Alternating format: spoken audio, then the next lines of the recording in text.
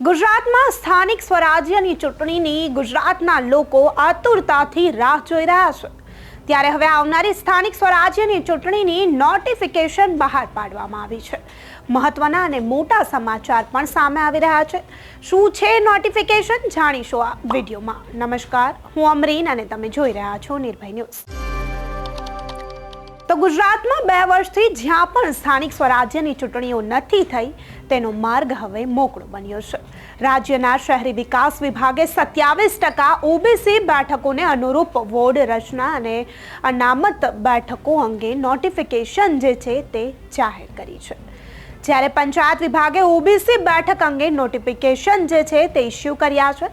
જાહેરનામા પછી વાંધા સૂચનો માટે 1 મહિનાની પ્રક્રિયા ચાલશે।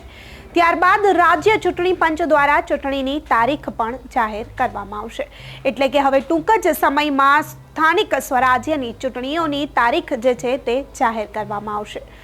અમારા સૂત્રો દ્વારા અમને જાણવા મળી રહ્યું છે કે મુદ્દત વીતી ગઈ તેવી પંચાયતો અને નગરપાલિકાની ચૂંટણીઓ ઓક્ટોબર-નવેમ્બર મહિનામાં યોજવા માટેની તૈયારીઓ જે છે તે અત્યારથી હવે શરૂ કરી દેવામાં આવી છે।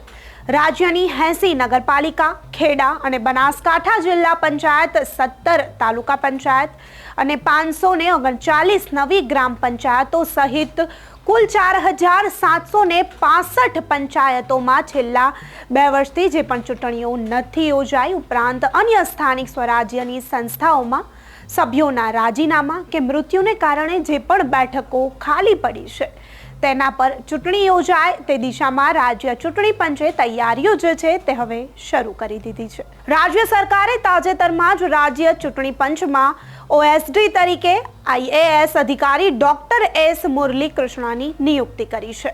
આ નોટિફિકેશનના આધારે હવે રાજ્ય ચૂંટણી પંચ આગામી દિવસોમાં ચૂંટણીની તારીખ જે છે તે જાહેર કરશે। સ્થાનિક સંસ્થાઓમાં ઓબીસી કેટેગરીની 27% અનામત સાથે નગરપાલિકાઓમાં નવી વોર્ડ રચના પણ હવે જોવા મળશે।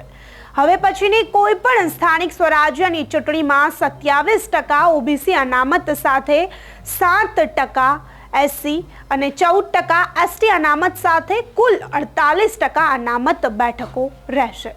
ઓક્ટોબરના મધ્યમ સુધીમાં અનામતની પ્રક્રિયા જે છે તે પૂર્ણ થશે તેવું પંચના અધિકારીએ જણાવ્યું। ત્યારે ઓબીસી અનામતની પ્રક્રિયાના કારણે ગુજરાતમાં જે 2 વર્ષ સુધી ચૂંટણીઓ નથી થઈ રોકાઈ રહી છે તે વહીવટદારો તેનું શાસન અત્યારે ચલાવી રહ્યા છે।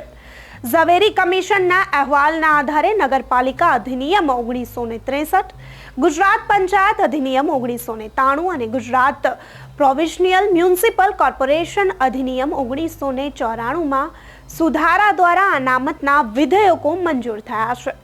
રાજ્યમાં પ્રથમવાર 27% ઓબીસી અનામત સાથે હવે ચૂંટણીઓ જે છે તે થશે।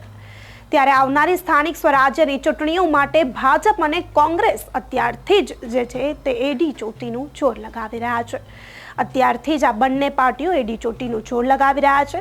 આવનારી સ્થાનિક સ્વરાજ્યની ચૂંટણીઓ માટે ગુજરાતીઓ પણ હવે રાહ જોઈને બેઠા છે। ત્યારે તમારું શું માનવું છે? જે 27% ઓબીસી અનામત આપવામાં આવી તેના વિશે તમારું શું માનવું છે? અમને કમેન્ટ કરી ચોક્કસથી જણાવજો તથા અમારી ચેનલ નિર્ભય ન્યૂઝને લાઇક, શેર અને સબસ્ક્રાઇબ કરવાનું ભૂલશો નહીં। આભાર।